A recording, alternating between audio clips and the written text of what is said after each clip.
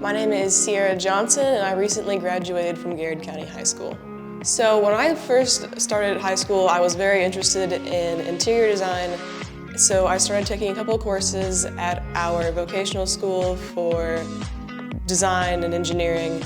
So I've worked with mechanical engineering and architecture for the past couple of years, and it just kind of transitioned really well into this.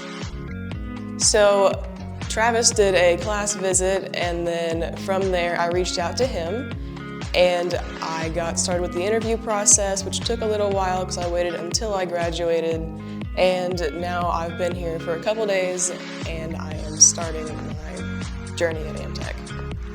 Long term, I might see myself here in the future, but I really kind of want to just expand myself, learn more about what it is that engineering can do for me, and then I might pursue education further or continue on with what I'm doing with BIM.